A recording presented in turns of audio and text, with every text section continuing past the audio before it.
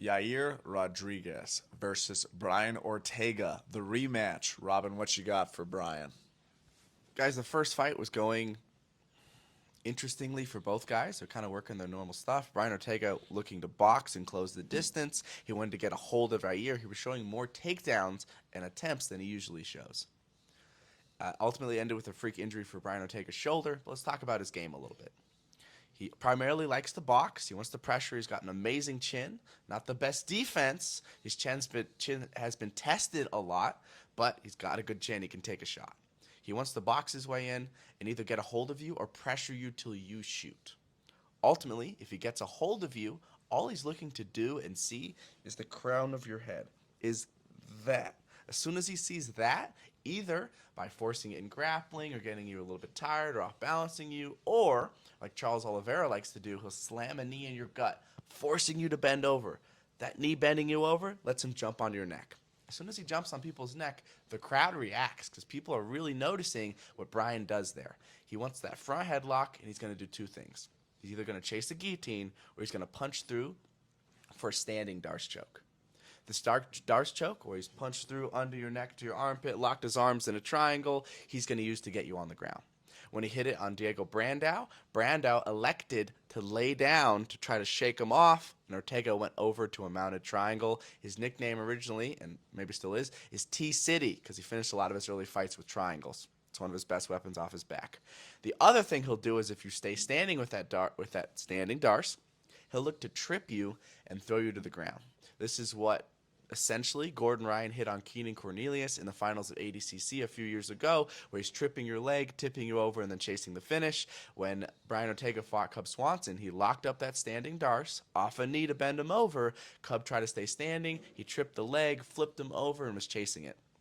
Now, Cub had some pretty good defense. He looked to open his elbow, and he was able to survive that attempt, but you can see on his face how close it was. The other thing he'll chase off that front headlock is an arm-in guillotine.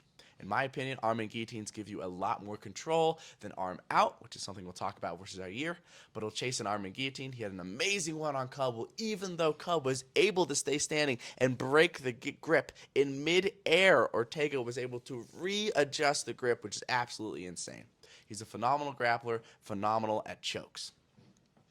One of the things I'm hoping to see in this match is him forcing that bend and that lean from Yair, either from that pressure, a knee, or from head movement. Yair tends to duck and roll and slip a lot. He'll do fancy stuff off of it. Everybody probably knows the Korean zombie knockout where Yair was rolling and then brings up an elbow. But when Yair is rolling, that's Brian's best chance to get on his neck. What do you think of the challenger, Yair Rodriguez? So fun to watch. If you haven't seen Yair Rodriguez scrap it out with Max Holloway for 5 rounds, do yourself a favor. It's tremendous. Such a good fight.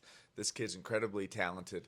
I heard back in the day before he fought in the UFC, he took a break and just trained at Jackson's for a couple of years and improved his game and got himself ready for these opportunities he knew were going to come down that pipeline eventually. Although he is from Greg Jackson's, I would say he doesn't fight in a fundamental way in any sense of the word. This kid is a Taekwondo stylist. He loves to cut the calf. He'll stomp the knee. If there's a kick in an arsenal that you've seen any of your favorite fighters throw, there's a great chance Yair Rodriguez will pull it out. The diversity of attack is insane. Wheel kicks, side kicks, two-touch kicks. He scored a nasty knockout over Andre Fili with this technique. He'll also do these kind of jumping backwards like scorpion kick you might see in a soccer match where you're jumping over your back and sending your leg over your head. Tremendously athletic and so hard to predict what he's going to do. He's blended this in with his boxing. As you spoke about, he likes to throw big shots and roll under and shoulder roll, and that starts setting up his up elbows, his spinning back elbows, and some of his other offense. We've seen him go against some really stiff competition, and although he didn't make it past Alexander Volkanovski, neither did Ortega. Both of these guys are tremendously talented individuals. How do you see this one going? I'm really interested to see some more grappling. In the first fight, it ended after the first takedown. There wasn't a lot of grappling to be seen.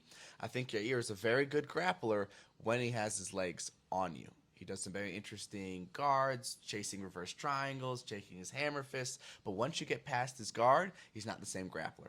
Mount, back mount, side control, these positions, if Ortega could get there, he could really take over. And we've seen Holloway get there, which is it's a worrying sign if a striker like Holloway, even though perhaps he wasn't expecting it against Max, can get you down and mount you. That could be a lot of trouble against somebody with the accolades of Ortega. The other thing we saw with Max is that Yair, with that rolling, does put himself in that front headlock. Now, that was a 5-round fight. And over the first 3 rounds, around 3 times, Holloway was chasing that front headlock, and Yair did a great job early on of baseball bat escaping, putting both hands on the wrist, rolling it over his head to escape that position. Now, in the 4th round, which is longer than this fight can go because it's a 3-round fight, Max Holloway was able to yank on a guillotine. This was a guillotine without an arm. A power guillotine, chasing it. He almost hit it on Yair, but Yair was able to roll out. Like I said, I think arm and guillotines have a lot more control. So what that shows me is Ortega could possibly chase that position, but he's probably going to have to chase it more than once. He's probably going to have to keep looking for it because Yair knows that's what Ortega wants. So if this fight goes a little deeper and Ortega is consistently able to chase it, he might be able to get it later in the fight. But overall, for a prediction, who do you think is going to win?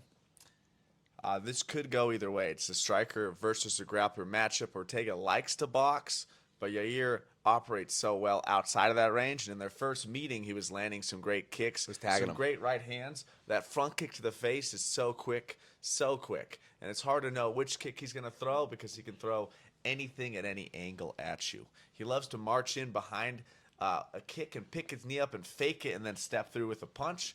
He'll also throw a hook and kick on that same side and disrupt the timing and overwhelm his opponent's defenses.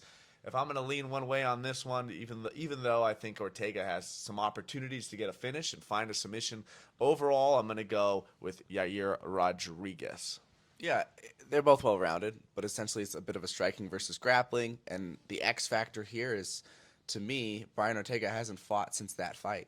His last fight was Yair. Yair's last fight was for the title. So Yair has gone on to do good things after the fight, continue to evolve, continue to show new things in his game, and Brian hasn't been able to because he was injured from that fight. So X factor-wise, I think the edge goes to Yair in this matchup.